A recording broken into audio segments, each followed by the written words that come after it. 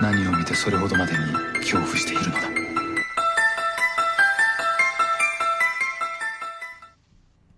Hello everyone and welcome back to Kill the Cast. My name is Jerry and as always I am joined by the ever quotable Jay. 彼はそれを恐れている何かを見にかった。彼は恐怖を感じて何かを見た。 I think you did good, but I don't really know. I don't know. I fair. apologize if I fucked that all up. That translates into they didn't see something that terrifies them. They saw something because they were terrified. And it's supposed to sound like this. 彼らはそれらを恐れている何かを見なかった。彼らは恐怖を感じて何かを見た。 So that was the best my white ass could do. Fair enough. We are also joined by the Silent Hill biker himself, Kenneth. I'm strangely aroused right now. Oh, I can't do fucking Asian porn with the volume on. To turn on. I only watch it because it makes me feel bigger in the pants than fucking every other porn. But I've never been that aroused by something that quickly before like that. You know what I'm saying? Well, I need to find me some good Japanese porn. Oh my god. What is the fucking... Oh, there's a...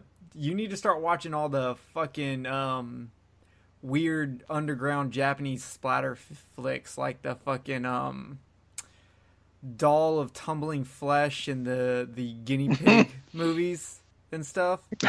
Okay. All the weird shit. Man, they got some weird shit over there. So anyway, Jay, what have you been up to this week? This week I started my 31 Days of Horror challenge, and as I said on the last show, or was it the KFC that I said it on?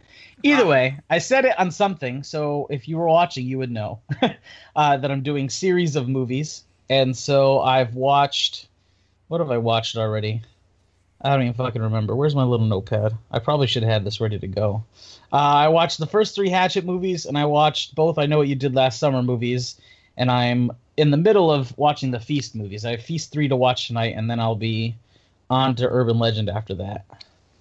And then I got a tattoo. Not horror-related, but that was fun. Yeah, he got a tattoo on his ass. On my ass. It was of actually Jerry's face. I wish kissing it was my face. Freddy Krueger. You motherfucker. I will fucking come and cut that skin off of you and make you eat Can we it. film it and put it on our YouTube? I got I a think new we movie need to idea. drug Jerry. I think we need to drug Jerry and fucking put the Freddy Krueger nursery around on Oh my god. down his leg or something like that. We just got to get Reese to agree to never tell him it's there, like on his ass, and then he'll never see it. How do you know I don't take pictures of my ass? I know, because I haven't gotten any. Just because I don't send them to you don't mean I ain't sending it to all these other podcast hosts. Oh, I feel sad now. Ask Watson what kind of pictures he gets. Yeah, you're definitely a whore. You sure do get around. Yeah, we'll get into that. But Kenneth, what have you been up to? Well, you know, while everybody else is doing 31 Days of Horror, I suddenly have decided to take on the task of watching all the Marvel Cinematic Universe movies in order. Fair enough. Oh, Now, that's right. are you doing them in chronological order or in release order? I'm trying to do them in chronological order, but I don't want to take on the task of watching all the TV shows and shit. No. Forget the TV shows. I'm only talking movies. So, like, you watched Captain America first? Yep. Okay. So that's why you were texting me this morning about Thor. I'm over there, like, at work trying to get shit done, and I've just got Kenneth going, do you have Thor? Is it on your Voodoo? Yeah, I have them Right. all, but I'm pretty sure I gave away all the digital codes already. That's lame. Well, it was before I even knew you. But Yeah, I you hear knew me, you. you motherfucker. No, I'm just kidding. But yeah, I did that, and then I watched Iron Man and The Incredible Hulk. There you go. And that's the reason why I wanted Thor. And then Iron Man too. So I'm trying to watch them in close to chronological order as possible. Fair enough. But yeah, I decided to do that, and I've been playing the shit out of Doom. Doom. I started playing Amnesia, The Dark Descent. That's a very creepy game. I started playing with myself. I did that like, let's see, I'm 32, so maybe 25 years ago. I hadn't done it till today. I didn't know it was a thing. Yeah. Is Amnesia on the PS4? Yes, it was this month's free PS Plus game. I wonder if I still have PS Plus. Next to Metal Gear Solid 5. But yeah, it's pretty creepy. I've played about 2 or 3, 4 hours of it. Is that is it still there for free download? Yeah, it was just this month, so you got all the way until November to download it. Yeah. All right, cool. Yeah, because I'm gonna download it, and then so I'll check that one out. Yeah, it actually comes with all 3 of the Amnesia games too. So there's a lot of content there. The other one that I downloaded was it was one of the PlayStation Plus games. It's like this chick's diary or something. I don't know. Anne Frank. If you go through, Gone Home. No, it's not Gone Home. Gone Home to the attic with Anne Frank. That's the end of the game. Is in the attic. Who? Amy's in the Fuck, attic. I'll text it to you later. Is it Amy's in the attic? It's one of those games that comes in episodes like the Telltale series. Oh, you're talking about Life is Strange. That, yes. Life is Strange to a porn addict in the attic? I'm going to make an Anne Frank porn just for you. Flowers in the attic. That should have been more like porn, but it wasn't. Jerry, what are you going to say about Doom? Doom 2016 is really good, but I fucking suck at it, and I have to play on the, I'm a pussy level. It's really fucking sad, especially since I'm so good at Doom 1 and Doom 2. For me to be this terrible at a Doom game makes me fucking cry. Yeah, well, this one's an actual 3D, so... Well, go fuck yourself. I'm just learning how to do combos and shit like that, man. Because when you do the rune challenges on it, it helps you learn how to be able to do the run and gun and shit like that. Yep, I've gone through a couple of them. I don't know how far I got in the game, but anyway. So I've also been doing the October movies, but I started late because I had inventory at work. So I've gotten 7 done. I've gotten The Fog, John Carpenter's The Fog. That movie holds up really well. Deep Blue Sea holds up really well in my opinion, with some of the CGI looking terrible, but all the real shark scenes where they're using an actual prop look fantastic. Dog Soldiers, my Blu-ray of Dog Soldier looks like shit. It's not the Scream Factory release, it's the first release, and it looks like fucking garbage. But the movie's amazing and holds up very well. I watched Amityville 2: The Possession on VHS, and that's good. Anytime you can throw a little brother-sister fucking in there, it's always good. Bait 3D, fantastic. Executive Koala, which I will get into here in a moment, and Marebito, because I'm counting it because I did rewatch it this week for this show. So, which Amityville movie is it where the objects are possessed? I don't know. Most of the Amityville movies are fucking terrible. Amityville 2 is the best Amityville movie. I just remember it from when I was a kid, and hell, Amityville 2 might be the one that I'm talking about. No, Amityville 2 is about the DeFeos. Well, this old lady had a lamp. William DeFeo? No. And this old lady had a lamp, and she cut herself on the lamp, and it fucked her hand up real bad because the lamp was possessed. At least I think that was an Amityville. I was like, damn, she got fucked by a lamp? Vaginally or anally? Was the lamp on? That sounds painful. That doesn't sound like Amityville. That sounds like... sounds like you downloaded Amityville, the prostitution. The prostitution. I don't know. I mean, and now I've got this strange fucking visual of a lamp with a broken bulb fucking somebody. How did Grandma die? Well, Grandma got fucked by a lamp to death. You can read about it in Stephen King's new novel. He uses 27 pages to describe it. Fuck. Oh. Anyway, so with that said, we have a Patreon pick that I've got a review from our good buddy 10 out of 10 Derek from the Cinema Attack podcast, which is rebuilding. They're going to be Cinema Attack 2, the second coming. Revenge. The Revenge. I like adding the revenge on any second. I add revenge on movies that are the fourth in the series, out of respect for Jaws the Revenge. The third best Jaws movie. So I thought you were talking about Halloween. was the fourth one called that? The Revenge? I didn't. Halloween 4 is not called Halloween 4. I thought it was the the Revenge. return. I thought it was the Something like Returns. It may have been part 5 that was the Revenge. I think Halloween 5 is just Halloween 5. Guess who's back? Back again. Will the real Michael Myers please stand up? For real. So, Executive Koala, Halloween 4 is called The Return of Michael Myers. The Return. Halloween bitches. 5 is called The Revenge of Michael Myers. So Ah, fuck you. You're still told wrong. you it You may didn't have give been the full. 5. You didn't give the full title. Yeah, but I still said it may have been 5. Yeah, but you're still wrong just because I don't just have shut a good up. Just fight go back. ahead. Just fucking shut up. So, Executive Koala, it's a movie. it's a movie. It's like a really weird hand job. You're not mad that it happened. Is it like a hand job from your sister? No, because those are pretty good. A hand job is, if a hand job is still a hand job, no matter who it's from, it's still decent. You know? Okay, this movie is like when you give yourself a stranger while watching Okay. VR porn. If a hand job by any other person were still, it would still be a hand job, or some shit like that. I don't What the know. fuck are you talking about? I'm over here. I'm talking just about stuck on VR hand porn. jobs now. I Okay. don't care about VR porn. I just Anyway, Ah. so the movie's like a fucking weird hand job. You're cool that it happened, but you're really not looking for a second helping. This movie involves a koala in a suit who's an executive at some fucking place that sells pickles.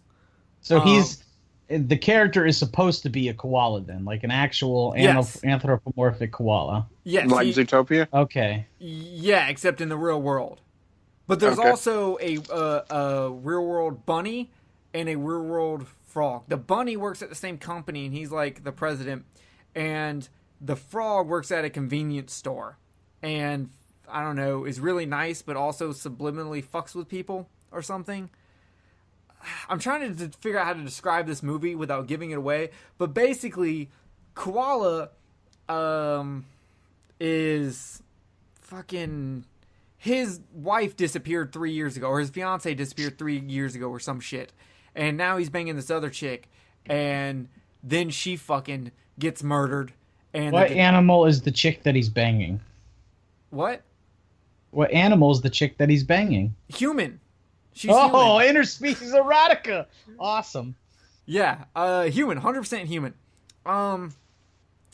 And so, and the whole movie goes in from there, but it has this really, really weird fucking turn halfway through the movie, and then after that, everything goes fucking wacky, with the end being this really lame Street Fighter 2 like fight scenes that are fucking awful.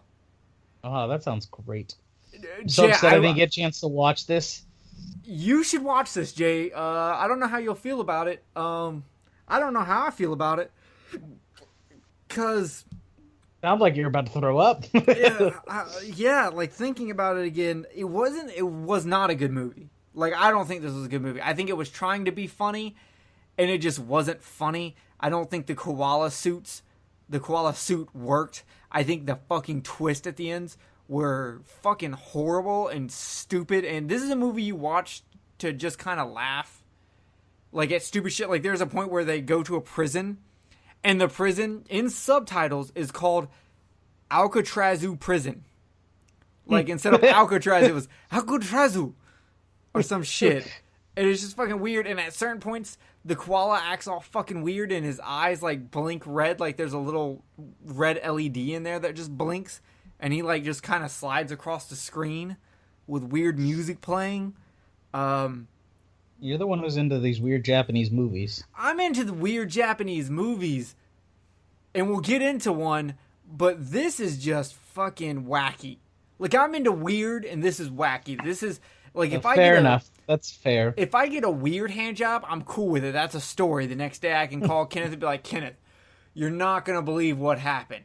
There was a fucking cantaloupe and KY and a hand And this all happened while I was watching a fucking German impressionist movie. I don't know what the name of it is, but it did involve Satan, a juju bean, and a bucket of corn.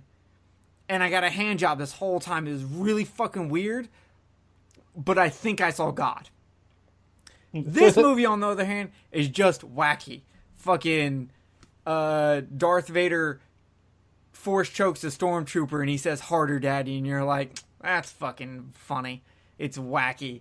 Except you've already heard that joke 200 times and now it's not funny or original. It just seems like someone wanted to make a twist on it, so they're like, well, fuck it. Someone's a koala. It's just weird. It's fucking weird. If you want to watch Executive Koala, go right ahead. It might be up your alley. If you like shot out wacky comedy, you'll like it. But to me, sometimes it wasn't there. Jay, I hope you watch it because for those of you listening at home, I was supposed to watch this with Jerry. I wasn't required to, but I wanted to because it sounded ridiculous. And because Shudder is fucking stupid, I missed my opportunity. So I had my tattoo today, and it was a long tattoo, so I had time to watch one movie today. So last night, I was going to watch our movie, the Marebito, with a friend of mine, but the one on Shudder is only in Japanese with no subtitles for whatever reason. And so I had to watch the movie today on my computer instead so I could see it with the subtitles. So I missed my opportunity to watch two movies. Yeah, and Shudder, get your shit together. Who the fuck puts like you're in you are only in North America. You were in the United States and Canada. Okay? If you put a fucking movie that is a foreign language on there, like Let the Right One In, you put the fucking English subtitles on there like you did. Proper. But no, for Marebito, they were just like, no, fuck you. And then when you go to try to select subtitles or language, it tells you there are no subtitles and it is in English. Yeah. It is not in fucking English. Like, I like Shudder is a great service. I will say, for the money, Shudder is a fucking fantastic service for horror fans. But sometimes they just have really weird quirks. And I'm sure that this is just a mistake and they don't know. And I'll send them an email talking about how amazing they are and how they just need to fix this one small thing. And then they'll give me Shudder for free for the rest of my life. I'm sure that's how this is going to happen. Well, that's the same thing with my tattoo. I'm just going to get free Bandai games for the rest of my life. I hope you do, actually. So, yeah. But there's some weird shit going on in this koala movie. And here's my thing. I have read that this is a true fact, that koalas have chlamydia. So, does the two chicks he banged have chlamydia now? Probably. And here's my other thing. Why would you want to marry a koala? Koalas eat their own young. They are cannibals. Why would you want to That's a bad thing? It is when it's your fucking child. You're not a shark. You're a human. You don't pick your mates based off if they're going to eat your young. They moved to China. If this was in China, it would be executive panda bear, and it would be okay. I got with him because they'll eat our young. We don't even have to wear condoms. It'll be fine. I do want to say one pimp ass thing about this movie is the opening credits mimic the original Ultraman TV show credits, and I thought that was really fucking cool. Speaking of Ultraman, completely off topic, but you said Ultraman. A friend of mine sent me an advertisement for a stage show in Japan or wherever it is. I'm pretty sure it's Japan. It's like an Ultraman stage show, and they've got people in all kinds of different Ultraman costumes, like so down. Jumping around and martial arting with people in rubber monster outfits, and it just looks like an awesome way to do a martial arts / gymnastics display. That's awesome. Have you ever watched Kaiju Big Battle? That sounds so familiar. It's a bunch of people who dress up as Kaiju and wrestle. It is like WWF meets Kaiju. That's awesome. It is hilarious. I have one of the DVDs. It's fucking great. I need to watch this. We should riff that for one of our KFC episodes. So okay. Derek, I watched your fucking movie. You bastard. I'm not mad at you for choosing it. I'm not sure why you thought I would like it. Like, this is a koala who, as a kid, like, burned down an old lady's house. As a teenager, he apparently, like, raped 3 schoolgirls. And What then the hell? he beat some dude until he was a cripple. That koala's an asshole. Like, he's, like, it's weird. It's fucking weird. And then there's a Korean dude who knows, like, magical Korean martial arts. That's fucking, like, one of their superpowers is apparently resurrection. Does he kick ass for the or Lord? something. He kicks ass for Samsung. So yeah, overall, 2.5 out of 5. It's just not me. It's not my cup of tea. It's too wacky and too just fucking stupid. The storyline's stupid. The plot is stupid. The fucking twist is stupid. In a world where there is life-size or human-sized koala frogs and bunnies, none of this is believable. And that's with accepting that there are human-sized versions of these. Also, I find it really weird that they, like, emphasize that the koala sweats a lot, even though you obviously can't see any sweat. But he's, like, giving a presentation. He's just constantly wiping himself down in the middle of a presentation. I guess because he has fur on and he's wearing a suit is the joke. It's a dumb joke. They should feel bad. That's what I'm saying. So, that's our Patreon pick. If you want to make me, Kenneth, or Jay watch a movie, you can donate to our Patreon and make that happen. There are some rules, though. It has to be something that is available on a streaming service for us to watch. It needs to be available on Amazon Prime, Shudder, Hulu, or Netflix. Or HBO in my case. Or I think we all have HBO too. I don't know how much horror HBO has, but if you want to make Not us a watch lot. one of those, you can. Pick one of us, throw us the movie, we'll watch it and review it. We might love it, we might hate it, we might talk about weird fucking koala sex. And Ultraman stage shows. That's the way we fucking go on this show. Yeah. Where movies about koalas turn into fucking Ultraman stage shows. Yeah. I would rather watch an Ultraman stage show. Well, who wouldn't? That's also true. I fucking love Ultraman. So anyway, our movie tonight. Another movie in this trilogy of underground worlds is Marebito from 2004. Marebito is directed by the same man who brought you The Grudge and The Grudge. Which I thought was funny. He actually filmed this. That explains. Literally, like, right after he filmed The Grudge. Also, he filmed this movie in just 8 days. I can see that. That makes sense, too. Yeah, well, there's only, like, 3 locations. I feel like there's a little more than that. Well, I mean, most of it takes place in the dude's apartment. Then there's, like, the underground and the few times he's outside. Yeah, but there's a couple of places outside. He doesn't kill both the chicks in the same place. I guess. I'm just saying. I'm lumping outside as outside. Oh, I'm lumping it all as one place then because it all takes place on Earth. Oh, Jesus Christ. What? I will give credit, though, that... I mean, you got to take into consideration there's really not... Other than that scene that I'm actually watching right now where Buddy's walking down in the, underground with the guy with the glasses, there's really not a whole lot of dialogue, like acting dialogue in this movie. No, it's a more lot him, of voiceovers, yeah. Yeah, I was just going to say, it's mostly him just narrating his own story. Yeah, this movie is filled with just fucking random voiced over monologues. Right. So that's actually one of the things I liked about it. I actually agree. I kind of like how the film looks and how it flows because it is kind of uneasy and it looks amateurish while also being professional, which I think lends to the experience that you're supposed to get with this movie.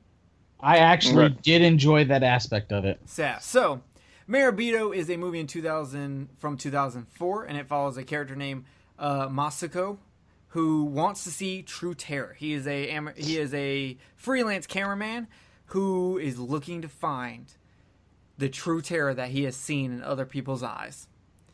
So, first of all, Marebito, what this word means is an ancient Japanese word referring to a supernatural being who comes from afar, bringing gifts of wisdom, spiritual knowledge, and happiness. This movie has some interesting influences. You have influences coming from H.P. Lovecraft, and you have influences coming from the Shaver Mysteries, which, Jesus Christ, that was a fucking rabbit hole I did not want to go down. So did y'all catch that when they were talking about Richard Shaver? And it was when he's talking to the fucking guy in the glasses who stabbed himself in the eye, Faroki.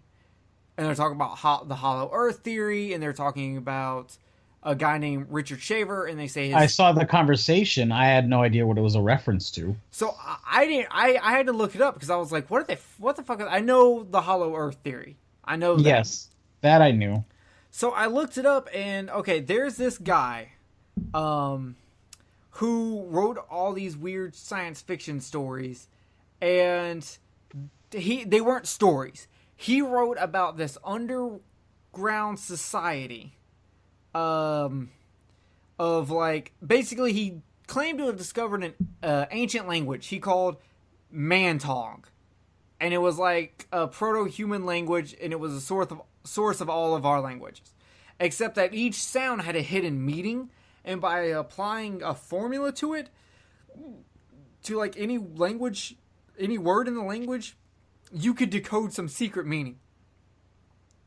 And the editor who ended up turning all his stuff into like actual stories said he believed them because this formula worked. So, he sent the editor a 10,000 word document called A Warning to Future Man, where he said an advanced prehistoric race had built cavern cities inside the Earth before abandoning Earth for another planet due to damaging radiation from the sun. Some of them remained and like were noble and human, and they were called Teros. And while most of those degenerated over time into a population of a mentally impaired sadists known as Deros, which is short for detrimental robots. These were not robots as like mechanical, but they were like, I'm staring at my cell phone robot. Yeah, they were robot-like due to their savage behavior. Like, they didn't have empathy. And then he would claim that these, like, fucking Deros would, like, kidnap people and kill people and rape women and shit. It was crazy. So I had to look into all that, and that's what they were talking about, this guy. And that's why you're the host, and I'm just a co-host. Yeah. I was just about to say, you know, this is definitely probably going to run up my Amazon account. Yeah, like looking into it and just reading about it, it's out there, because later on he claimed to paint these stones that were like interpretations of stuff. It's weird. And then, of course, you have the Hollow Earth theory, which some people believe that the Earth is hollow like an egg, and some people believe there's caverns. Some people believe there's mole men under there, lizard people under there, Nazis under there, all kinds of stuff. But to me, what I find the most interesting is the Hollow Earth inside this movie actually seems like it would be very similar to the two other movies we're doing. Digging Up the Marrow, which we already did, and Nightbreed. Actually, you know what this reminded me of? When I was watching him walk around in there, it reminded me of how how Clive Barker described the hell/inner dimension in the Scarlet Gospels.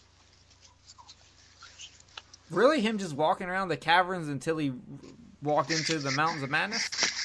Mm-hmm. That's exactly what it reminded me of. Interesting. So, Kenneth, are you dying over there? Is someone chewing their way out of your brain? Why? What do you hear? It's a Marebito. I'm hearing some kind of weird scratching noise like you hear when you have a bug in your ear trying to climb out of you. Oh God, No, that's I the was putting worst lotion on my hands. sensation in the world. Wait, why are you putting lotion on your hands while we're Because he podcasting? doesn't want to I get the hose again. Because all bullshit aside, that to me that is one of the worst feelings is when my hands get dry. I can't stand it. It drives me insane. Alrighty then. So you know who else is insane? Our fucking main character. Yeah. Yeah. So No fucking shit, Sherlock. that was one of my favorite things about this movie is they, like, if you pay attention at the beginning of the movie, they straight up say he's supposed to be on Prozac. And he just stops taking Yes. his medicine. He says that. He's Yeah. like, I need my serotonin levels. And so that made me, I started paying attention to that kind of stuff, but I still got kind of lost when we got to the end of this fucking movie. So, okay, so basically, these are the events that this movie takes place if you've never seen Marebito.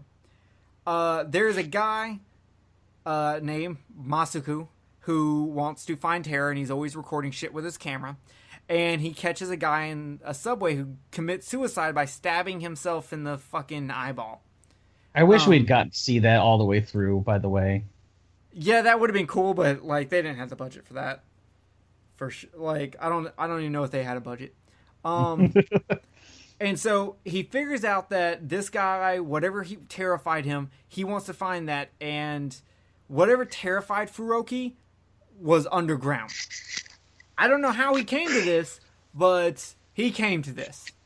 So he goes underground, and he meets this homeless person who kind of tells him, watch out for the Darrows, they'll suck your blood dry. And he keeps going, and then Furoki shows back up, and he's like, Furoki, you're fucking dead, what are you doing? And he tells him about all the underground stuff we were just talking about. Furoki eventually disappears. Fucking Masuko keeps walking until he eventually finds an opening in the caverns that actually leads to the Mountains of Madness. While in this Mountain of Madness, he finds a young naked lady who he starts calling F. And he takes F home. And, wouldn't. and Right? okay, did y'all find... Okay, I found it really... I feel like in most movies, in this situation, there would be... The guy would have some kind of like sexual attraction to the lady thing, Dero creature thing. And would try to fuck it or fall in love with it or something. But like, at no point do you ever feel like he feels anything sexual towards her. But there are times where like there is like some kind of weird, overly sexual thing going on, but it's never from his point of view.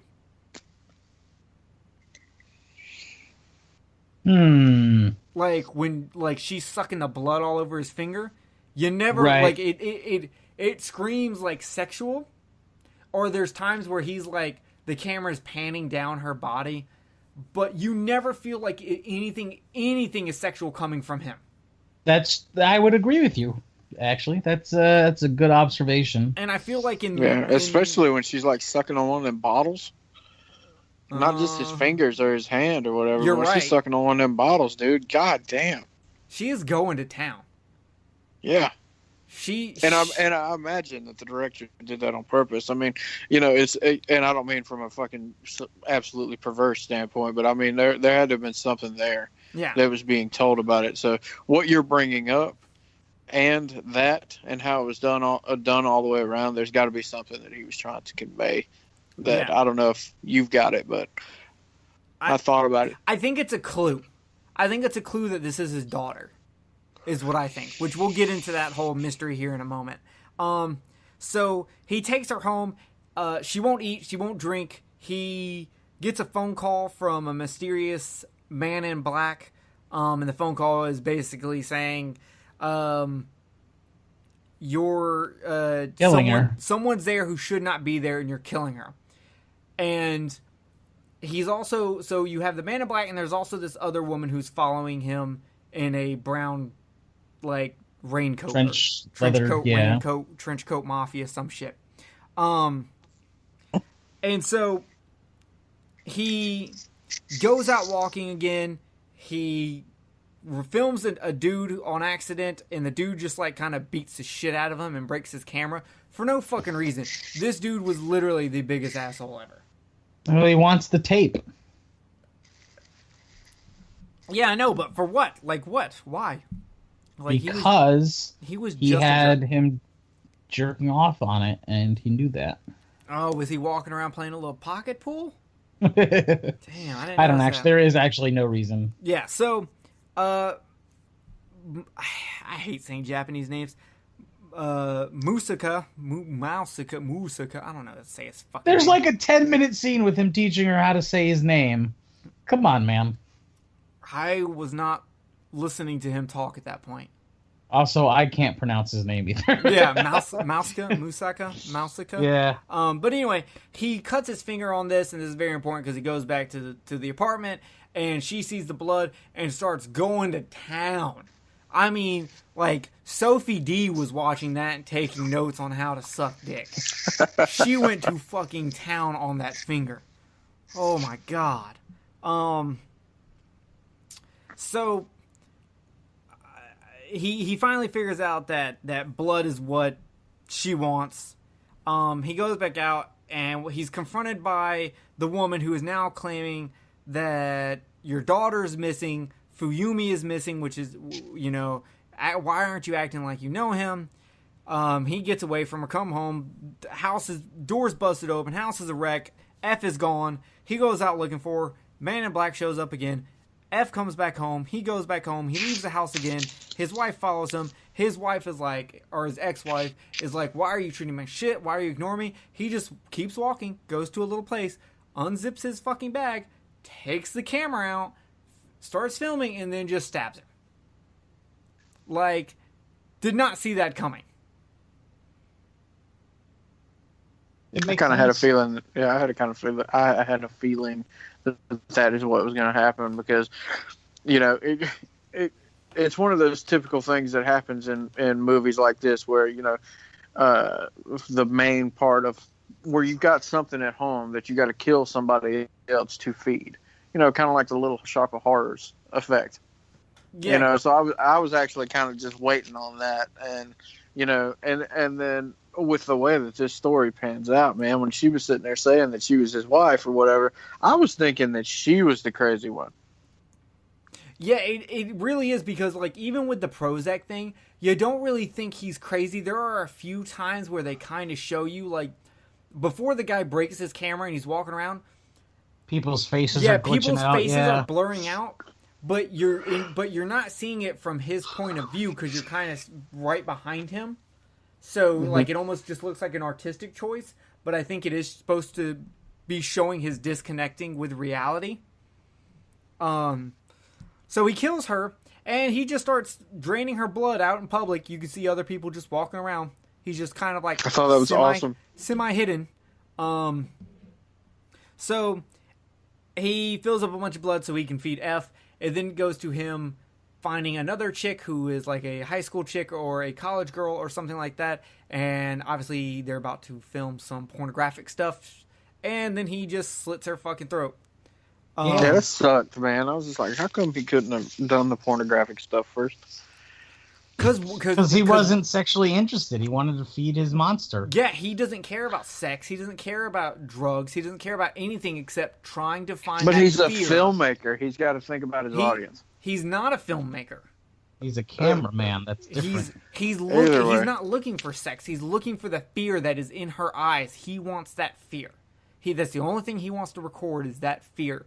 And it's so great, that scene, because it goes from that fear in her face. He turns the camera around and it's just his deadpan vision fucking face. And it's just, he's I like, like I the don't part even know where myself. she reached through the grates right there. Did y'all catch that? What do you mean?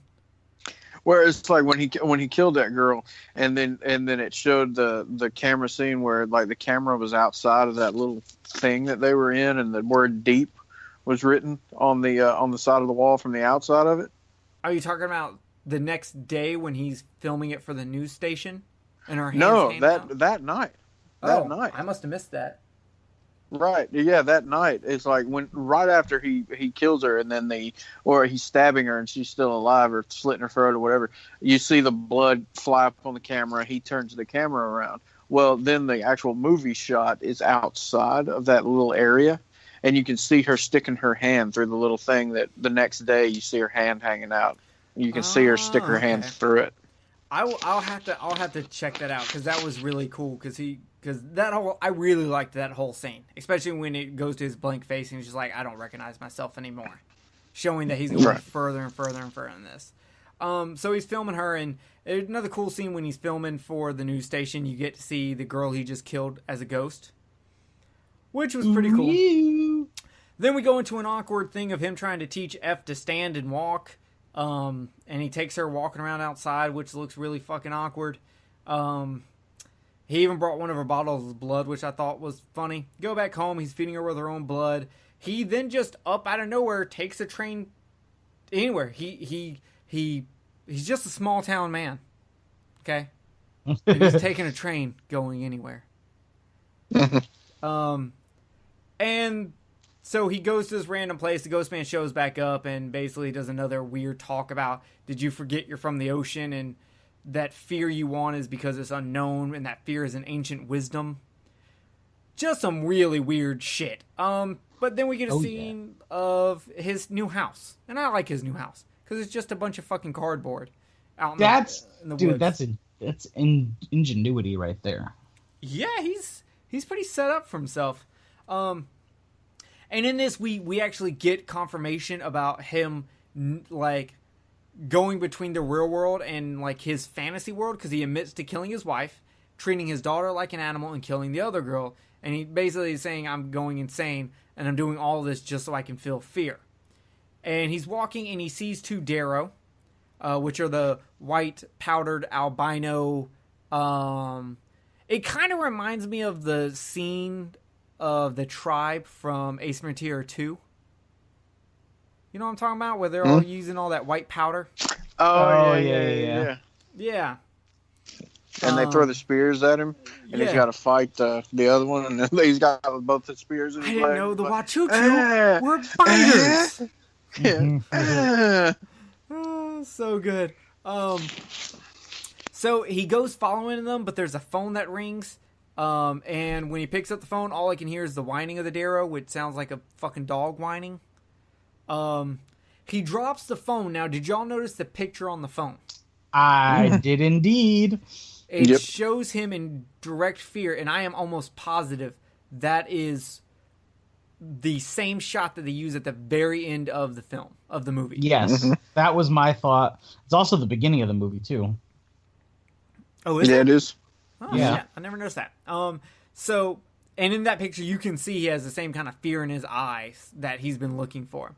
So he runs back home because he's like, that creature is still in my apartment. And he rides the elevator with his ghost wife. He's got tons of mail because he's irresponsible. And he goes in with the blade out. F is on the floor looking bad. He's like, oh, she must be hibernating. And I'm like, how did you get that she's hibernating? She's fucking dying. Hey, whatever. You know, I mean, if that's the first thing that comes to your mind when there's a person that is, you know, slipping, I was slipping away, then hey, man, more power to you, I guess. So he cuts his mouth, and F basically makes out with him. And it's just I don't know why he decided to cut his mouth of all places. I don't know either. But it is really nice music behind it. Like this really calm, serene music with light piano as she is just going to town, like tongue fucking his face. You want to know how I got these scars? For real? I fed my daughter. Yeah.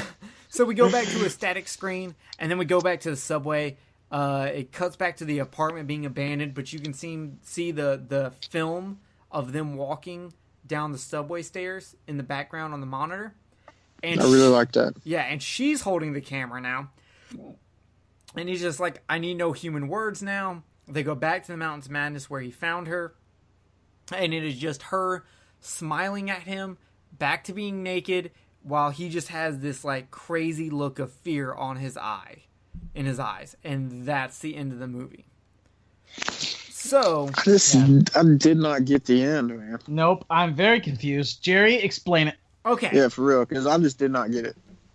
Like what I was able to put together, and you can tell me if I'm way off base or a little hitting home. well, was first off, let me that- tell you, there is no explanation for this movie from the director. So all I have is my theory, and I've got things in the movies that like back up my theory. Well, I know my thing is incomplete, so I'm gonna say mine, and then you tell me how close it is to being around yours. Okay, you're wrong. So- Friday the 13th is way better than Nightmare on Elm Street. Nightmare on Elm Street is garbage. Get the fuck out. Oh, wait, wrong topic. Never mind. Go ahead. Yeah. Okay, buddy. Jesus, I can't. I'm just so happy that we're doing a movie that I actually like. Next, 2 shit movies that you've recommended. No, I actually like I'm just this one. I'm just being mean. Oh It's my not really shit. God. So anyway, the way I see it is he's just fucking batshit, and inventing the underground people is a way for him to cope with all this bullshit. And that he, like he said, he killed his wife and he treated his daughter like an animal. And there is no monster, there is no underground world. He's just fucking batshit. Okay, I mean, yes, but like obviously, like you don't have any of like the real stuff right here. Like, why did he go crazy? Why did he choose to stop taking his pills? Why did I thought he was choose to- crazy at the start of it. Well, we don't know when he stopped taking his Prozac. It could have been a little bit before. But here's what I've got. So he is obsessed with fear. That is his obsession. Now, Correct. What we don't know is when did this obsession come from, but he does talk about how he's always looking into the paranormal, always looking into weirder things, and he is now, and he talks about how like he was filming that one girl in the window, and by filming her, he saved her soul, which to me is saying that he is already kind of starting to go a little crazy. Either that or the man's suicide in the subway is what really kind of pushes him over the edge, because he latches onto this thought of what is he seeing that strikes so much fear in him that he can't live. He has to kill himself. What does that to someone? And he obsesses with it because a lot of times someone who has a mental instability will latch onto something and obsess over it, and that's what he's doing. He's obsessing over it so much to the point that he does get completely delusional. And he talks about when he goes in the underground with like that homeless person, and how that homeless person has chosen to disassociate with the world. He's not talking about the homeless person, he's talking about himself.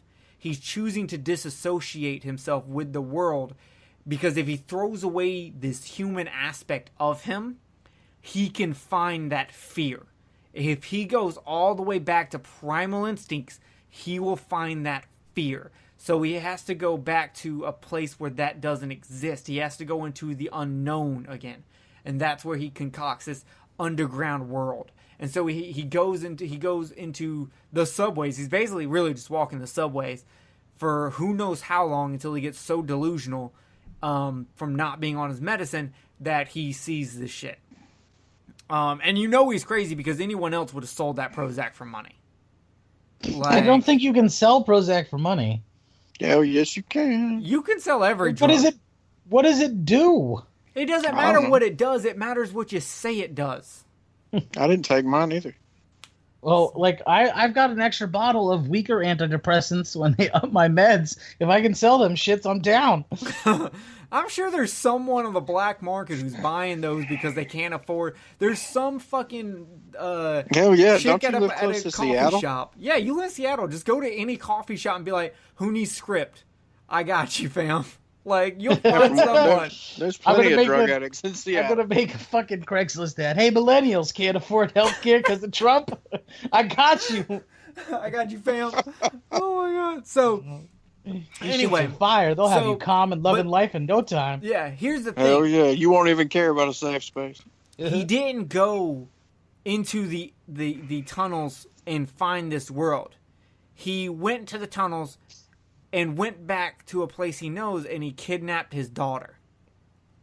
And he took his daughter and locked her back up the house and treats her like a pet and starves her, refuses to give her a drink, refuses to give her food, and will only give her blood because he's trying to see that fear. He is actually trying to see that fear in his daughter's eyes, but we're seeing it through his delusions of he found this being from a different species, or that she was human but she was raised by the Darrows. So it's one of those movies where it's constantly cutting between reality and his fantasy. The only problem is this one plays his fantasy for reality. So you kind of have to piece together that he straight up kidnapped his fucking daughter, is starving her. When his wife gets too close to figuring out, he kills her. He kills the other chick just because she was there and he could, and he wanted to see the fear. He's doing everything in this movie because he's trying to figure out what he can do to get to that fear. So, okay, let me kill someone. Let me kidnap someone's daughter. Let me kidnap someone and entrap them and starve them. Doing all this stuff, and he realizes that his insanity is not getting him to the fear that he wants to get to. So he leaves all the things he did to see if he just needs to isolate himself even further and get away from humanity even more. And then once he does that, he realizes that's not it either. No matter what I do, I'm never going to see the fear that others see because no one is doing it to me. Like, that's like he says, your quote, the quote that you did, Jay? Yes. He's not, what, can you say the quote again?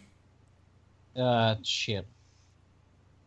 I don't have it immediately ready. Because he basically says in the quote they're not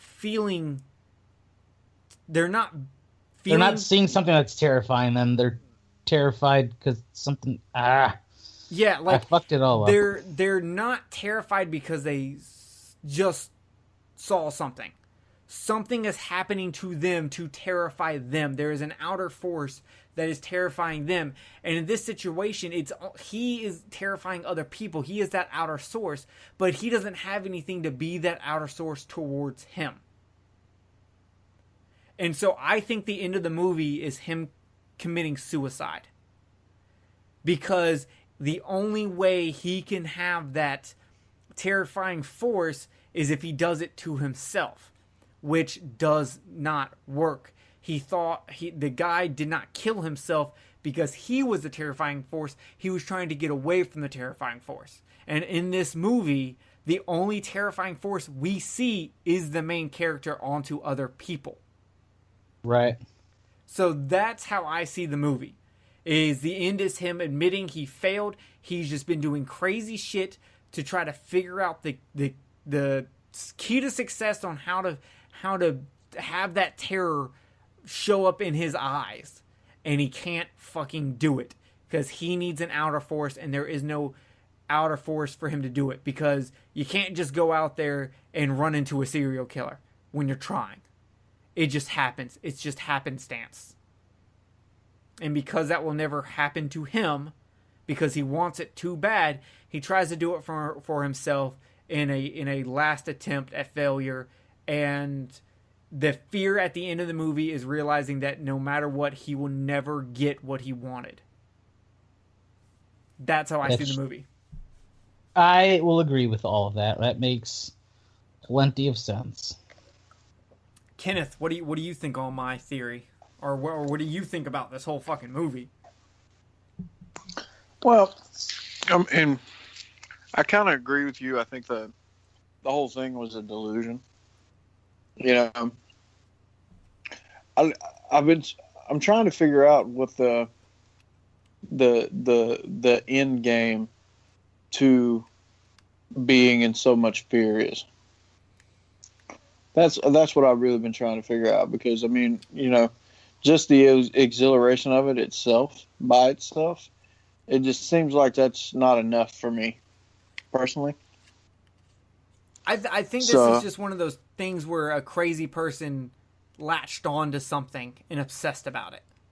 Yeah, but see, that's the thing about it. The reason why they obsess about things is, from everything that we've read, there's some form of end game to it. Just like people that obsess over crazy people, the schizophrenics that obsess over religion, there's still an end game. There's always some kind of end game, whether they're fighting the forces of darkness or they want to see angels or Okay, so they don't want to talk to God. He wants to, shit but like that is his end game. He wants to see that terror that other people are. I think what Kenneth is saying not necessarily is I don't think he means in game. I think he means the meaning behind it. Why? Oh, gotcha. Right, and I may be looking at it, looking into it too deep, but I don't know. It kind of comes from my own personal, the way I look at the world the same way. It's just like if it's just to be the terror that he's looking for, I mean, if he'd really taken the time to think about it, I mean, shit, go to the local zoo and jump into the damn lion thing and slap it on the face and see what happens. Yeah, you're right. That is he could have put himself in a situation like that, or taken a knife to a police officer, or something like that. And I don't know why. I think he didn't. This whole process, he doesn't understand. To me, the Marebito in this movie, the ancient Japanese word referring to a supernatural being who comes from afar or bringing gifts of wisdom, spiritual knowledge, and happiness, is actually the guy who killed himself in the beginning of the movie Furoki. And that ghost reappearing to him and talking to him, because that ghost really is the only thing that talks to him in his head that is kind of nice towards him and pushing him towards the goal that he's seeking and explaining to him, but none of it makes sense.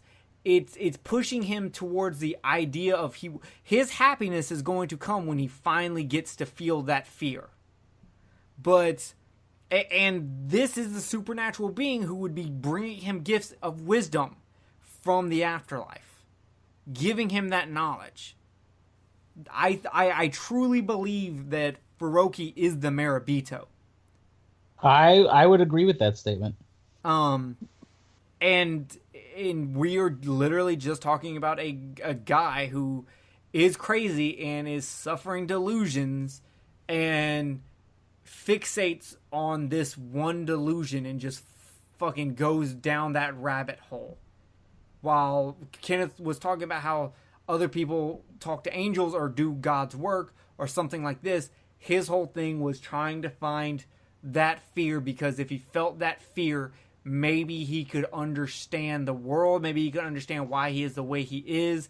Because we don't know why him and his wife broke up. We don't know why he's on Prozac. We don't know exactly what's wrong with him. So that's kind of left it open-ended to confuse us. Like, for instance, like what I was saying a minute ago about the end game or whatever, look at it this way. Take the movie Frailty and take away the fact that I fucking love Frailty so much. Okay, that's a prime example. What if Bill Paxton's character was fucking schizophrenic? The way that Jerry would have liked the movie to go. The way then he would have been schizophrenic. But my point is that his end game was because the delusion in his head is that he was killing demons. Right. So, but You know what I'm the only saying? difference, it sounds like you want the delusion in his head to be some like outer force, but really, No, it's not a legit outer force. No, I That's know, not what but I'm you saying. want it to be his delusion is him seeing an outer force that's leading him onto a path. But to me, this is one of those things like, God is within you, so he is his own God. So he is bringing him his own self to happiness. His end game is to find that fear, and the reason it's because that will bring him to fruition. That will bring him into the world. Once he can understand that unknown, which is why he wants it, that unknown, then he will unlock hidden knowledge within himself. It's all in what Furoki as a ghost says to him. That is his voice of God. Is that ghost? Do you get what I'm saying? All right. Yeah, I get you. Like, or at least that's how I see it. I do agree with you that they don't do a good job of explaining the why. They show you a lot of stuff, but they don't really give you that solid, this is why he's doing all of this.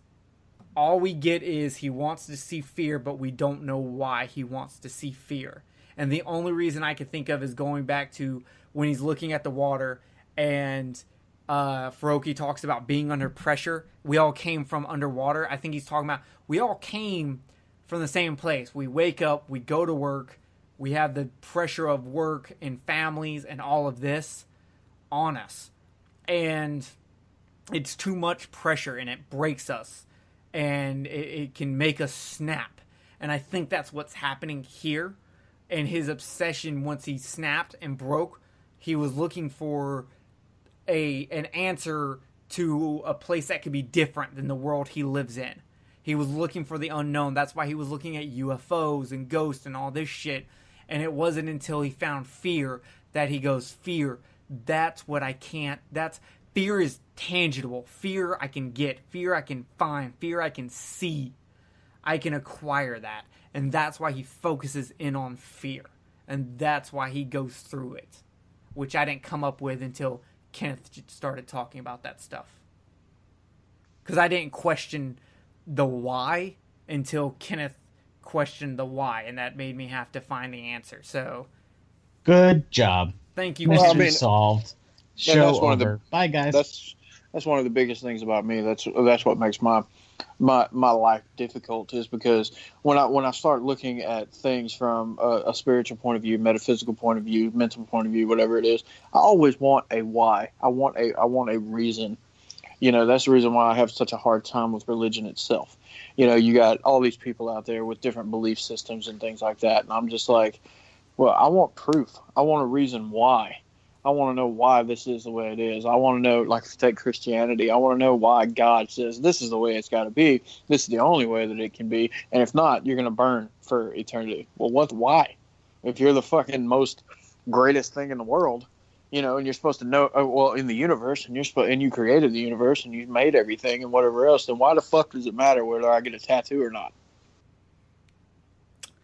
And so, looking at this dude in this movie, I'm just like, you know, I don't know, to me, just the fact of terror is not enough for me. And it may be just me or whatever, but it just doesn't seem like enough. You know what I'm saying? What does the terror do for you? You know, like looking at the end of it, you know what I'm saying? What is another thing that gets me is I'm just like, okay, all he's doing is he's staring down death when he's looking at this. Is that why he's afraid? Is because he's afraid of what's coming after. But then that contradicts itself, because that's what he's searching for. He's searching for that. You made that comment when you said the shit about the UFOs and whatever else. He's searching for that next plane of existence. Yeah, and but he's terrified of it. He says himself he wants to see the fear that the only escape is to kill yourself. Right, but what's he afraid of? Maybe because the only thing that's right there. The only thing that's really sitting right there in front of him from a literal standpoint is the chick that's sitting there and him hanging out in the damn mountains of madness. If you look at it from a metaphorical standpoint, what is there? What is he afraid of? The hand-drawn backgrounds. Hey.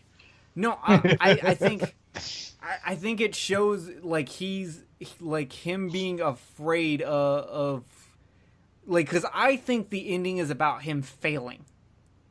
His true fear was him failing. Him finding terror was not going to unlock all the secrets he thought it would unlock. It did not give him the answers he thought he would get. That's what he, in the end, that's what he's afraid of. It's like being believing in heaven your whole life only to die to find out you just got reincarnated as a bunny. Or to find that there's nothing there, it's just the void. Like, and see, that to me, that what you just said scares me and pisses me off at the same time, because I think that's a very, very valid possibility that when we die, there's nothing. It's just oblivion, and that pisses me off and scares me all at the same time. Fair enough. And I think that's to me, like I said, I think the ending is him killing himself, either to try to find that last bit of terror, as like they say, like when you die, your life flashes behind your before your eyes, or maybe right before you die, like right before your last second of consciousness, you actually get to see what's on the other side, and it's not what he thought it was. It's not the answers he was wanting. It did not unlock anything. That could very well be true. That could very well be true, because what we're all right when he's making out with his now we know his daughter, when he's making out with her, when he cuts the scars onto his face. When I'm watching that scene, I'm looking at it and I'm like, okay, is he dying, bleeding to death, bleeding out? Okay, so if he's bleeding out and there, whatever. What if the rest of it after that is after his death, like you just said? And the reason, and that would strengthen your point and be like, okay, well, the reason why he's terrified is because death ain't everything he thought it was cracked up to be. Yeah. And there you go. I mean, I think it makes sense. To me, that is how I see this film. Like those are the explanations that make sense to me, with what we're given, with what evidence we have. So that's how it is. So y'all want to get into just rating this bad boy? Yes. All right. 1 through 5 Netflix ratings. Jay, what do you got? We need to change that, because Netflix rating is just a thumbs up and thumbs down system now, and it's fucking stupid. Go fuck yourself. We're kicking it old school. Go. I hate it. It's I'm gonna give it a solid 3.5. 3.5. All right. Kenneth? I give it a 4. And the reason why I give it a 4 is because it definitely got my brain going. I also give it a 4. I don't think there's tons of rewatchability once you have a conversation on it. Once you have a conversation on, because I've seen this movie 3 times now. And I'm talking about 3 times in the past. When did I buy this movie? Like 3 months ago? I don't fucking remember. I don't You have, Japanese I think it was asshole. like What? Kenneth, what'd you say? I said I think it was like 3 months ago. Yeah. So I've watched it 3 times since then. I've thought about a lot of what it means. I had a bunch of shit, all this shit written down for what I thought it means. Then I deleted all my notes, Dave Z style, and I had to come to this with no notes. But I think I retained most of it and got most of it through. So I also did better than I did. Yeah. I also give it a 4. Only because there's not a lot of rewatchability for me now. I know what the fuck it is to me. Unless someone can give me a case for it being something different, I think that's the only way I would end up watching it again. I think it's a creepy movie. I think it's a weird movie. This is Japanese weird that I want. This is what I'm asking for. Anything that deals with Japanese society and the disconnection with humanity, and especially as it deals with suicide, that's like my favorite thing. This, Suicide Club, Cairo, I love movies like this. So I solid 4 for me. I really like it. If it had a bit better rewatchability, I would be at a 5. See, that's probably what would push me to a 4. Is I just don't have any. Yes, I just don't have any. Like, it wasn't bad. The acting was good, and like we said at the beginning, the camera work and the mix of the two camera styles the guy was really well. The guy who plays the main character, he's a director also. He directed Tetsuo the Iron Man, which is one of the best fucking body horror. Iron Man or Bullet Man? I thought it was Bullet Man. The first one's Tetsuo the Iron Man. I think Bullet Man's the second one. I have it. Where the fuck is it? Tease. Oh, there we go.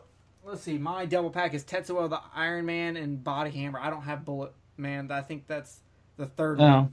The third okay. Well, I don't know. Well, this movie was definitely better than Digging Up the Marrow. Go fuck yourself. I agree. I think y'all are bitches. Yeah, well, I love you too. I don't think that y'all should be allowed to say such things. But yeah, he directed the Iron Man and Body Hammer, which are 2 fantastic fucking movies. I had to import the Blu-ray of the first 2 movies from the UK. He's also in Ichi the Killer as an actor. He's the old dude who's the one that kind of controls Itchy Minds, who at some point takes off his jacket to reveal he's buff as shit. It's crazy. See, Itchy the Killer I like. Itchy the Killer I love. I can't wait for that fucking 4K Blu-ray to come out. Or I think it's just, I don't know if it's going to be a 4K Blu-ray or a 4K scan regular Blu-ray. Probably a 4K scan regular Blu-ray. Either way. Super stoked. I'm going to buy that for sure. So we all rated Marebito pretty high. Our next episode to finish out this underground trilogy that I have created, where I would like to say, even though they don't like digging up the marrow as much as they should, it seems they do like Marebito better, and I know both of them love Nightbreed. I'm probably on the lowest on Nightbreed of the three of us. 6 out of 5 for me. Wow, now we're not even going to review it, guys. 6 out of 5 from Jay. I'm sure Kenneth is about to throw a 6 out of 5 also. Kenneth, are you a 6 out of 5? Shit, I came on that fucking box that you bought me, dude. I mean, as soon as you left that day, I was jacking off. Oh, my God. So, yeah, next episode, we will be doing the Nightbreed show, which should be fun. It'll probably be a much longer show because we have lots to go in on that one. So we also have some other cool stuff coming up. We have another creature feature commentary coming up. That's right. Get your bucket of KFC ready. Me and Jay are going to do Critters. We record that tomorrow. Of the night we record this. Not that y'all will hear this. I think the KFC will actually come out before this will, actually. Which is fun, because then we talk about the show we did last night, and it's really like a time fuck. We did the same thing on KFC. We talked about the show we had recorded the night before, but didn't come out till a week after KFC did. And we also I put out my first episode of the unofficial HorrorPack movie podcast. Our HorrorPack, the unofficial HorrorPack podcast. I don't know why I threw movie in there. With me and Carly, we reviewed September's box. We'll drop another one at the end of October, beginning of November for the October box. That was a lot of fun. We reviewed Hatchet 3 in that one, so go check that out. And what else do we have coming up, guys? December, I think I've got at least 2 shows in December planned out for the most part. November, I don't know what we're doing in November. We have our anniversary show. Ooh, yeah. That's going to be so hot. Yeah, so we will be doing some Fulci for that in honor, because our first episode was a Fulci movie. So every November, I guess we're going to do a Fulci movie until we run out of fucking Fulci movies. Maybe. We'll talk about that off mic. Off mic. Well, that would still be on mic, just off fucking... Yeah, I guess that's fucking true. Off the air, I guess is what I meant to say. Make sure you grab... Off the record, on the record. I make a record of that. For the record. So I really want these Michael Myers socks on Fright Rags. Boy, did you... Oh, fucking kill the cast, man. Shout out to Alex Edwards of Skeleton Crew and Married with Children podcast for buying me that badass Halloween 3 orange sleeve baseball t-shirt from Fright Rags. That shit is fucking ballin'. I guess I need to buy Alex something so he'll buy me something. I don't know. What the fuck? Why don't you just buy what you want and cut out the middleman? Because Alex is a solid dude. Alex, well, he did it for my birthday. I owe you, Jay. I owe you like 3 or 4 things. No, you don't. I buy things because I want my friends to be happy, and I think they'll enjoy it. I don't buy them because I want things in return. I jack off my friends so they'll be happy. Well, then I'm coming to visit. All right. Likewise, you got 2 hands, and me and Jay will be there at the same time. I really wish I could pop my knuckles right now. That would be fucking great. Yeah. So when we have 11 iTunes reviews, when we hit 15, I'll do another giveaway. Dave Z won our last one. If you donate to our Patreon, you were entered into all the giveaways. Check out our Patreon. Check out our YouTube channel. Check out our Facebook group. Links for all this good stuff is in the description. We will see you next time. Buy a tank top so you can get on this Too Much Tits for Tank. Yeah, hashtag kill the cast. Hashtag Too Much Tits for Tank. Yeah. Yeah. You'll want to get on that. And if you don't know what I'm talking about, you need to get in our Facebook group. Yep. You're missing out on some good shit. That you are. So I hope you enjoyed Marebito. You can actually watch it for free on Vudu with a couple of ads. Don't watch it on Shudder unless you understand Japanese. And next episode will be Nightbreed. So we will see you next time. Thank you for joining us. We fucking love you all. Jay, do you have any parting words? Sayonara. Sayonara. Domo arigato. Kill the cast listeners. Yeah, you detrimental robots. Kenneth, do you have any parting words? Underwater squat. Oh, fuck! I forgot to say. From now on, at the end of every episode, there is going to be a song played. You can listen to it or not. That will be chosen by one of us. Tonight, we do our first one, and that is chosen... unrelated, by the way. Just so everyone knows. Yeah, it does not have to be related. It is literally... It's just going to be a random fucking song. Yeah, It could be Def Leppard. It could be an obscure rapper. Who the fuck knows what you're going to get? We literally it's like a present. Yeah, we just want you to hear it. And this one is Teeth Apes, Ichima Remix, that Korean chap, Underwater Squad, Orca Ninjas Rambo. Y'all need to know about this. Kenneth wanted y'all to know. So, y'all later vibe out to this Korean trap. Skirt, skirt, skirt.